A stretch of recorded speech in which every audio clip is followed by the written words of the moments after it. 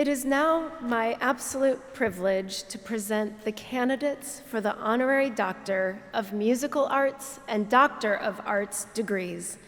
I start by calling upon Ted Chapin to join President Gandry and me at the podium.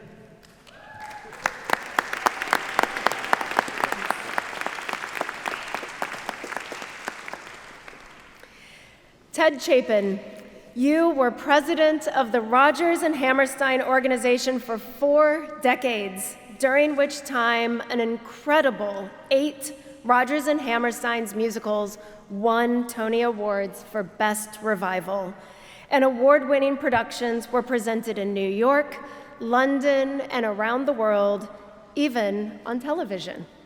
You were co-founder of the acclaimed Encores concert series at New York City Center, produced 2 seasons of the 92nd Street Y's beloved Lyrics and Lyricists series, and are the author of the award-winning backstage memoir, Everything Was Possible, The Birth of the Musical Follies. A recipient of the UJA Excellence in Theater Award, among many other honors, you serve on the boards of the American Theater Wing, New York City Center, Goodspeed Musicals, and the Kurt Weill Foundation for Music. You are a frequent guest lecturer at many universities and are also a founding member of the Artistic Advisory Committee for MSM's Musical Theater degree program.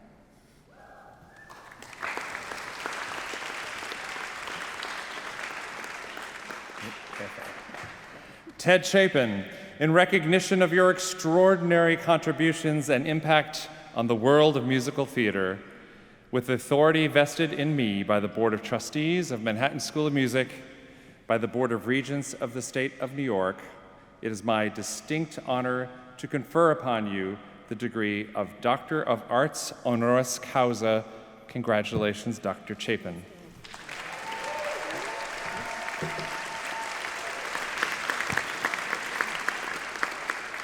Okay, I want to start off script simply to say what an incredibly spirited institution you guys run. This is great.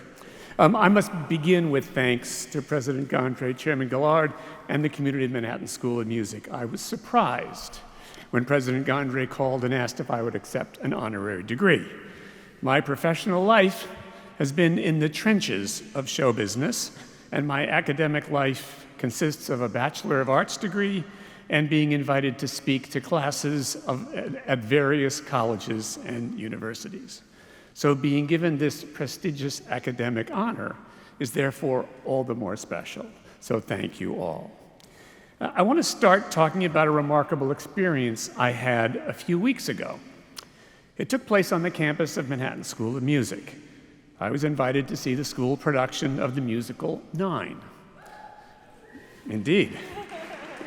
It is a show that I liked when I first saw it on Broadway, but it's not on my desert island list. The production was wonderful. Clear-eyed performances, clean, inventive, and appropriate direction and choreography, lush costumes, and fine sets, lights, and sound. But it was what came from the orchestra pit that really caught my attention. Real music was being made. Big, passionate, dramatic, sensitive, tuneful, and romantic, played as well as I have ever heard. Now, a large portion of my professional life has been involved with musical theater, and often I feel the first 2 syllables of the common name of the genre, musical, is overlooked. The music part. Broadway, where the musical was born and continues to thrive, wants the smallest orchestras possible. For a big show today, that means 13 to 16 players. In an earlier era, it wasn't uncommon to see 30 or more. And everything comes through the sound system today. It doesn't matter how many players there are or where they are located in the building. It's the sound operator in the back of the auditorium who decides the balance, quality, and volume of the music.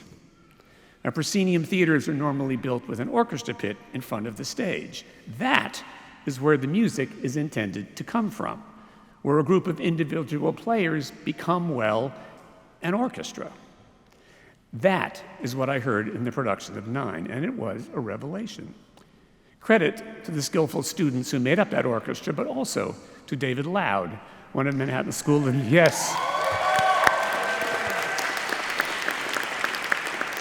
One of the Manhattan School of Music's gems, a musical theater man with an uncanny sense of music and drama. For those of you who played in that orchestra, hold on to your experience. You probably didn't come to Manhattan School of Music to play in a pit orchestra, but you may well have discovered a job that will help you pay the rent. And I can assure you, it will be a while before you will find yourselves led by someone in David's league. He represents the high level of expertise of the entire faculty. Now, one of David's fans was my boss, Mary Rodgers, author of the classic children's novel Freaky Friday, composer of the musical Once Upon a Mattress, and daughter of musical theater giant Richard Rodgers. She sat on the board of Juilliard and had a long-standing dream for that institution, to see them establish a program in musical theater. She couldn't make it happen, but I know she would be thrilled to see the program here, because it is exactly what she had in mind. A place staffed by working professionals in New York City, willing and eager to use the resources uniquely available in this town to teach performance in the musical form. I'm sorry she's not here tonight, but I feel her presence saying, yes! Before she was my boss, Mary was a friend of my parents, two people who believed wholeheartedly in the arts. People like Mary were in and out of the apartment as I was growing up.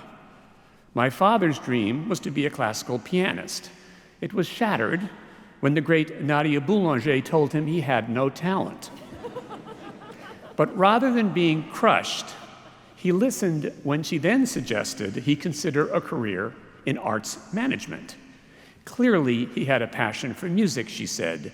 They need people like you.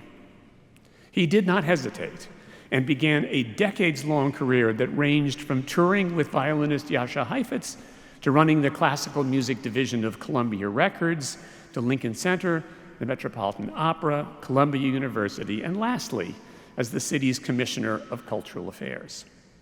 My mother was from the Steinway family, as in pianos. So pianists, actors, singers, writers, directors, and musicians at the very top of their game came often to dinner. Not only were my brothers and I welcome to join, but we were taken to performances of all shapes and kinds. But I can recall no conversation about what we would do with our professional lives. Music lessons were arranged, some of us more interested and more skilled than others. We were supported in whatever decision we made, but we were on our own to figure out what we would do. I followed very much in my father's footsteps. My younger brother became an actor, my older brother a musician and teacher, and my twin brother a civil engineer. Well, there's always an outsider. But we were encouraged to grab opportunities and make the best of them, keeping, as they used to say, our eyes and ears opened. Because I loved Broadway and wanted to be a part of that world, early on I figured that if I offered myself as a production assistant, or frankly talked my way in, I could be, as Lin-Manuel Miranda put it, in the room where it happened. I loved it, observing the collaboration of theater firsthand, getting coffee, typing scripts, taking director's notes, anything to feel part of it. I looked for opportunities and was never afraid to engage in a conversation that might lead to something. After a while, things began to come my way as well, sometimes out of the blue. While I was running the musical theater lab, the first not-for-profit organization formed to create new musicals, I got a call one day from Mary Rodgers. Her father had established an office when he began the single most successful collaboration in the musical theater. with lyricist and librettist Oscar Hammerstein II, Rodgers and Hammerstein. They wrote more Broadway hit musicals than anyone and centralized the control of their work, which stretched from 1943's Oklahoma to The Sound of Music in 1959. Mary asked whether I would be interested in running the office since her father had recently passed away. I had no idea what the job actually was, but I accepted and ended up staying almost 40 years. It defined my professional career. And that is how Mary became my boss. And we had a great time together. She and I would travel the world to see specific productions, from Shanghai to Chiang Mai, from Sydney to Tokyo, and all over Europe, the UK, and the US. When London's Royal National Theatre decided to mount a production of Oklahoma with an unknown Australian in the lead, Hugh Jackman, he's done just fine, there was an extraordinary performance by the actor playing Judd Fry. Where, we wondered, did the British find an actor of such raw emotional power? Answer, here, America at the Manhattan School of Music. Schuler Hensley was his name, and he won every award on both sides of the Atlantic for his performance.